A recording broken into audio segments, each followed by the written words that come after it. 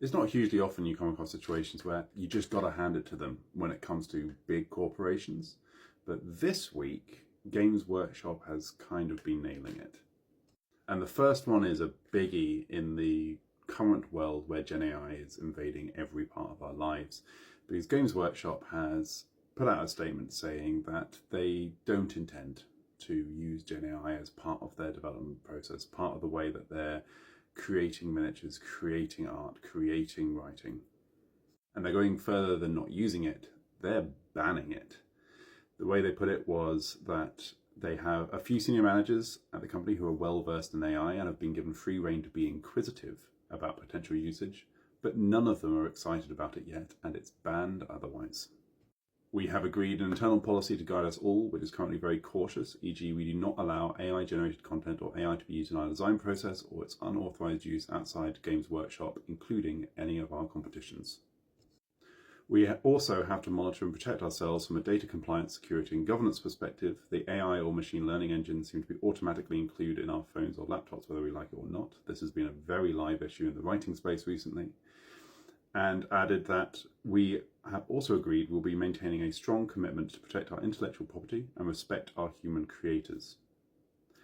In the period reported, the last year, we continue to invest in our Warhammer studio, hiring more creatives in multiple disciplines from conception and art to writing and sculpting, talented and passionate individuals that make Warhammer the rich, evocative IP that our hobbyists and we all love. That will be music to the ears of people in the arts, especially in the UK where Games Workshop is based.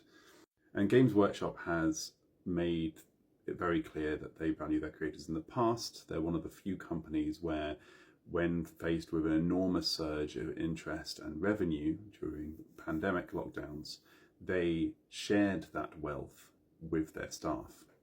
They did it again this year. As their profits continued to climb, they shared £18 million with their staff on an equal basis across the board because their profits were continuing to grow. How many employers do you know who do that? And it's true that Games Workshop has its issues, but also we should take the wins when we get them. How often do we come across corporations that share their profits with their employees on an equal basis?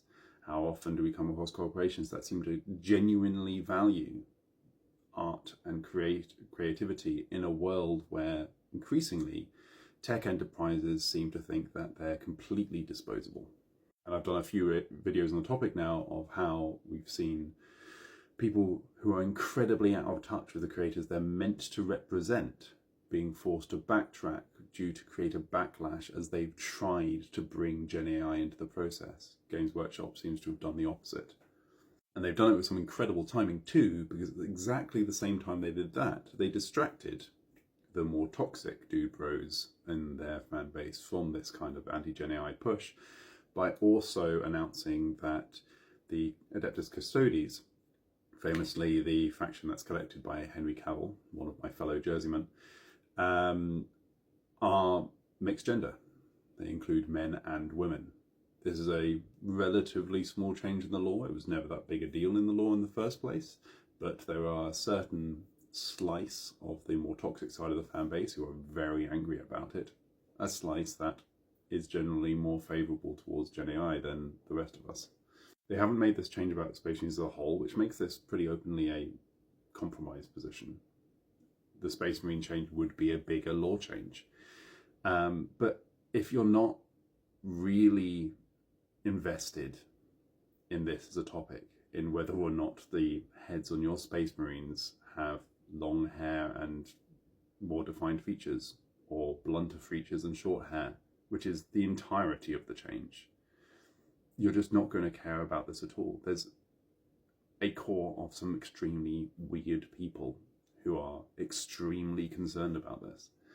And Games Workshop has made it clear with this change that those are not the people who are guiding their decisions, and that is a positive thing. And combined with the fact that they're clearly not having the decisions driven by the, again, extremely weird people who are obsessed with generative AI and are trying to enforce it on every part of our lives, including driving creatives and the arts out of existence in order to replace them with slop and sludge.